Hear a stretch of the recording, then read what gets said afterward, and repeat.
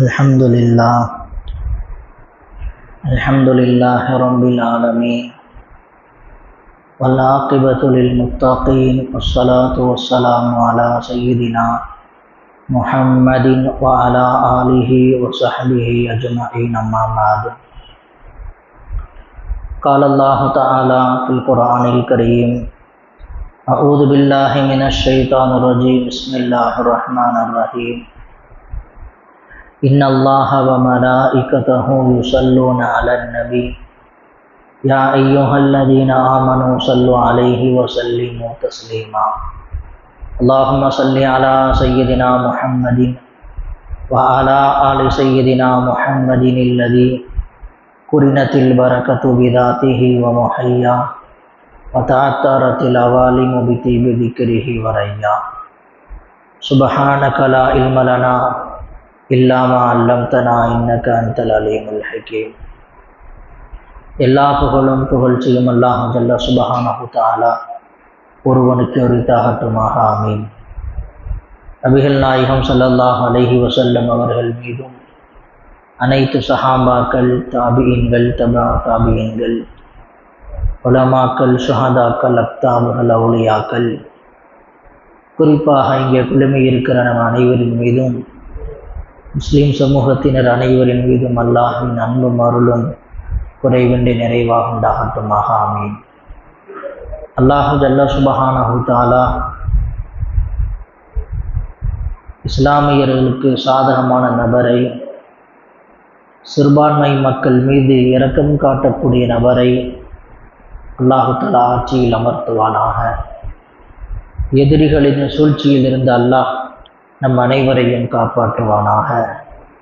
மஸ்ஜிதுகளை, மதரசாக்களை, இஸ்லாமியர்களினுடைய வீடுகளை, வியாபார ஸ்தலங்களை அல்லாஹ் காப்பாற்றுவானாக. வெயிலினுடைய உஷ்ணத்தில் இருந்து அல்லாஹ் நம் அனைவரையும் காப்பாற்றி பயன் தரத்தக்க மலையை அல்லாஹ் தந்தருள் புரிவானாக. லா இலாஹ இல்லல்லாஹ் முஹம்மது ரசூலுல்லாஹ் என்ற திருக்கலிமாவை விளங்கி அதன்படி வாழ்ந்து ஈமானோடு மரணிக்கிற உயர்ந்த நசீபை அல்லாஹ் நம் அனைவருக்கும் தருவானாக. ஆமீன். நாம் எல்லாம் புனிதமான மாதத்திலே வீற்றிருக்கிறோம். அஷ்ஹுருல் ஹுரும் என்று சொல்லப்படக்கூடிய இஸ்லாத்தை ஏற்றுக்கொள்ளாதவர்கள் கூட இந்த மாதத்தை கண்ணியப்படுத்தி இருக்கிறார்கள். இந்த மாதத்தில் சண்டை போடாமல், போர் செய்யாமல் விட்டிருக்கிறார்கள். எனவே நாமும் இந்த மாதத்தை கண்ணியப்படுத்த வேண்டும்.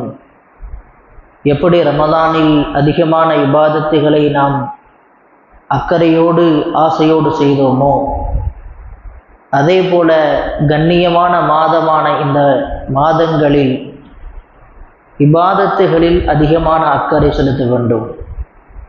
சண்டை சச்சரவுகள், வீணான காரியங்கள் ஈடுபடுவதை விட்டு நாம் நம்மை தற்காத்து கொள்ள வேண்டும். ஏனென்று சொன்னால் இந்த மாதம் ஹஜ்ஜுடைய மாதம். துல்காதா, துல் ஹஜ் என்பது ஹாஜிகள் எல்லாம் அவரவர்களுடைய ஊர்களில் இருந்து பாக்கியம் நிறைந்த கஅபத்துல்லாவிற்கு செல்லுவதற்கு தயாராக இருந்த நேரத்தில் ஹஜ் சம்பந்தமான சில விஷயங்களை நாம் தெரிந்து கொள்ள வேண்டும். அல்லாஹு ஜல்ல சுப்ஹானஹு தஆலா ஹஜ்ஜை குறித்து சொல்கிற போது வ அதிம்முல் ஹஜ்ஜ வல் உம்ரத லில்லாஹ், ஹஜ்ஜையும் உம்ராவையும் பரிபூரணமாக்குங்கள், அல்லாஹுக்காக வேண்டி செய்யுங்கள் என்பதாக அல்லாஹ் சொல்கிறான்.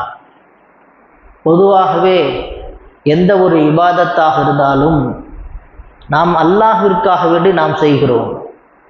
தான தர்மமாக இருக்கட்டும், தொழுகையாக இருக்கட்டும், குர்ஆன் ஓதுவதாக இருக்கட்டும், தஸ்பீஹாக இருக்கட்டும், நாம் அல்லாஹ்விற்காக வேண்டி செய்கிறோம் என்கிற எண்ணம் ஆழமாக நம்முடைய மனதில் பதிய வேண்டும். அல்லாஹ் அதைத்தான் சொல்லுகிறான், நீங்கள் ஹஜ்ஜையும் உம்ராவையும் பரிபூர்ணமாக்குங்கள், அல்லாஹ்விற்காக வேண்டி பரிபூர்ணமாக்குங்கள் என்று அல்லாஹ் சொல்கிறான். எனவே யாரெல்லாம் ஹஜ்ஜும் உம்ராவும் செய்ய போகிறார்களோ, செய்ய தயாராக இருக்கிறார்களோ, முதலில் அவர்களுடைய எண்ணத்தை சரியாக்கிக் கொள்ள வேண்டும். நான் அல்லாஹ்விற்காக வேண்டி மட்டும் நான் ஹஜ் செய்ய செல்கிறேன், உம்ராவிற்காக வேண்டி நான் செல்கிறேன் என்கிற எண்ணத்தை முதலில் ஆழமாக பதிய வைத்துக் கொள்ள வேண்டும். ஸல்லல்லாஹு அலைஹி வஸல்லம் சொல்லித் தருகிறார்கள், இந்த ஹஜ்ஜின் மூலமாக உம்ராவின் மூலமாக கிடைக்கக்கூடிய நன்மைகள், ஏராளமான நன்மைகளை நமக்கு நபி அவர்கள் சொல்லித் தருகிறார்கள். தாபிஉ பைனல் ஹஜ்ஜி வல் உம்ரதி, ஹஜ்ஜையும் உம்ராவையும் ஒன்றாக சேர்த்து செய்யுங்கள். ஃபஇன்னஹுமா யன்ஃபியானில் ஃபக்ர வதுனூப கமா யன்ஃபில் கீரு ஹபதல் ஹதீதி வஸ்ஸஹபி வல் ஃபில்லதி. தங்கத்திலும் வெள்ளியிலும் இரும்பிலும் அதிலே படிந்திருக்கிற அழுக்கை நீக்குவதற்காக வேண்டி கொல்லன் அதை சூடேற்றுகிற போது, தங்கத்தை சூடேற்றுகிற போது, இரும்பை சூடேற்றுகிற போது இரும்பிலிருந்து துருக்கள் எப்படி வெளியே செல்கிறதோ, தங்கத்திலிருந்தும் வெள்ளியிலிருந்தும் அழுக்குகள் சூடேற்றுவதின் மூலமாக எப்படி அந்த அழுக்குகள் நீங்குகிறதோ, ஹஜ்ஜும் உம்ராவும் நம்முடைய பாவத்தை கரைக்கிறது என்பதாக ஸல்லல்லாஹு அலைஹி வஸல்லம் சொல்லித் தருகிறார்கள். ஒருவர் ஹஜ் உம்ரா செய்து வந்துவிட்டால் அவருடைய அனைத்து பாவங்களும் அழிக்கப்பட்டுவிடும், அனைத்து பாவங்களும் இல்லாமலாகிவிடும். புதிய மனிதராக, பாவம் இல்லாத மனிதராக அவர் இந்த உலகத்திற்கு மீண்டும் திரும்ப வருகிறார். ஸல்லல்லாஹு அலைஹி வஸல்லம் சொன்னார்கள், அது மட்டுமல்ல, அவரோடு ஹஜ் உம்ரா செய்வதின் மூலமாக வறுமையும் அவருக்கு ஏற்படாது. யார் ஹஜ் உம்ரா செய்கிறாரோ அவருக்கு வறுமையும் ஏற்படாது என்பதாக நபி அவர்கள் சொல்லித் தருகிறார்கள். வலைசலில் ஹஜ்ஜத்தில் மப்ரூரத்தி தவாபுன் இல்லல் ஜன்னா, ஏற்றுக்கொள்ளப்பட்ட ஹஜ்ஜிற்கான கூலி சுவனத்தை தவிர வேறு ஒன்றும் இல்லை. இந்த வருடம் ஹஜ்ஜுக்கு செல்கிற ஹாஜிகளுடைய அனைவருடைய ஹஜ்ஜையும் அல்லாஹ் மப்ரூரான ஹஜ்ஜாக, மக்பூலான ஹஜ்ஜாக அல்லாஹ் ஆக்குவானாக. அல்லாஹ் நமக்கும் ஹஜ்ஜுடைய உம்ராவுடைய நசீவை நமக்கும் நம்முடைய சந்ததிகளுக்கும் குடும்பத்தினருக்கும் அல்லாஹ் தந்தருள் புரிவானாக. ஒவ்வொரு நேரத்திலேயும் அல்லாஹ்விடத்திலே சதா கேட்டுக்கொண்டே இருக்க வேண்டும் ஹஜ்ஜுடைய பாக்கியத்தை. அது சாதாரணமான பாக்கியம் கிடையாது. நன்மைகள் கொட்டி கிடைக்கிற அந்த பாக்கியங்கள், புனிதமான இடங்கள், ஒவ்வொரு இடமும் புனிதமானது. கஅபத்துல்லாவை சுற்றி 70 நபிமார்களுடைய கபர்கள் இருக்கிறது. நபிமார்கள் கால்பட்ட இடங்கள், வாழ்ந்த இடங்கள், ஏராளமான நன்மைகள் அங்கே நமக்கு கிடைக்கும் என்பதில் எந்த விதமான சந்தேகம் கிடையாது. ஸல்லல்லாஹு அலைஹி வஸல்லம் சொன்னார்கள், மா இம்ஆர ஹஜ்ஜின் ஃபகத், ஒருபோதும் ஹாஜி ஏழையாக ஆக மாட்டார், அவருக்கு வறுமை ஏற்படாது என்பதாக ஸல்லல்லாஹு அலைஹி வஸல்லம் சொல்லித் தருகிறார்கள். 2 விதமான பலன்கள் இபாதத்தின் மூலமாக. எந்த ஒரு இபாதத்தாக இருந்தாலும் சரி, குர்ஆன் நீங்கள் ஓதினாலும் சரி, உங்களுக்கு குர்ஆனின் மூலம் இந்த உலகத்திலேயும் பயன் கிடைக்கும், மறு உலகத்திலேயும் பயன் கிடைக்கும்.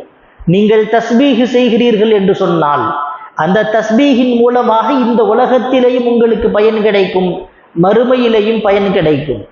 தொழுதாலும் சரி, தான தர்மம் செய்தாலும் சரி, நோன்பு வைத்தாலும் சரி, ஒவ்வொரு இபாதத்திற்கும் அமலிற்கும் அல்லாஹு தஆலா இந்த உலகத்திலேயும் சவாபை கொடுக்கிறான், மறு உலகிலும் சவாபை தருகிறான்.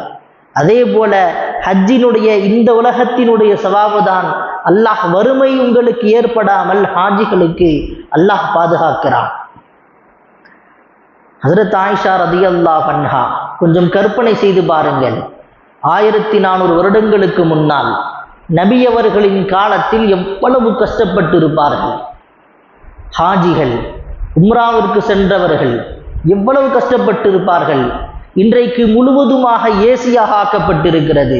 தவாப் செய்கிற இடம், தங்குகிற இடம் எல்லாம் குளிரூட்டப்பட்டிருந்தும் கூட, இவ்வளவு சொகுசான நிலையில் மாற்றப்பட்டிருந்தும் கூட, அங்கே ஹாஜிகளும் உம்ராவிற்கு செல்லக்கூடியவர்களும் பல சிரமங்களை அனுபவிக்கத்தான் செய்கிறார்கள். கொஞ்சம் கற்பனை செய்து பார்க்க வேண்டும். 1400 வருடங்களுக்கு முன்னால் எந்த விதமான வசதியும் இல்லாத காலத்தில் நபிகளும் பெருமான் ஸல்லல்லாஹு அலைஹி வஸல்லம் அவர்கள் சந்தித்த கஷ்டங்கள், ஹஜ்ஜில் உம்ராவில் சஹாபாக்கள் சந்தித்த கஷ்டங்கள். ஆயிஷா ரதியல்லாஹு அன்ஹா கஷ்டப்படுவதை பார்த்துவிட்டு ஸல்லல்லாஹு அலைஹி வஸல்லம் சொன்னார்கள், இன்ன லகி மினல் அஜ்ரி அலா கத்ரி நஸபிகி வ நஃபகதிகி. ஆயிஷா அம்மாவிற்கு சொன்னாங்க ஸல்லல்லாஹு அலைஹி வஸல்லம் அவர்கள், இது அவர்களுக்கு மட்டும் சொல்லப்பட்ட செய்தி அல்ல. நீங்கள் எந்த அளவிற்கு உம்ராவில் ஹஜ்ஜில் கஷ்டப்படுகிறீர்களோ அந்த அளவிற்கு உங்களுக்கு சவாபு கொடுக்கப்படும். அந்த அளவிற்கு சவாபு கொடுக்கப்படும். நீங்கள் எந்த அளவுக்கு நீங்கள் பொருளாதாரத்தை செலவழிக்கிறீர்களோ அந்த அளவிற்கு உங்களுக்கு சவாபு கிடைக்கும் என்பதாக பெருமானார் ஸல்லல்லாஹு அலைஹி வஸல்லம் சொன்னார்கள்.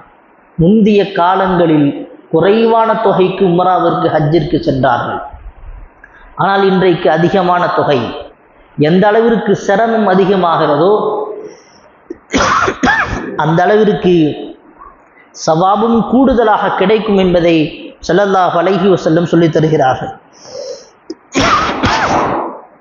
ஸல்லல்லாஹு அலைஹி வஸல்லம் சொன்னார்கள், முதலாக யார் ஒருவர் ஹஜ் செய்கிறாரோ 40 தடவை ஜிஹாதில் கலந்து கொண்டால் என்ன ஒரு சவாபு கிடைக்குமோ அதை விடவும் உயர்ந்த நன்மை கிடைக்கும்.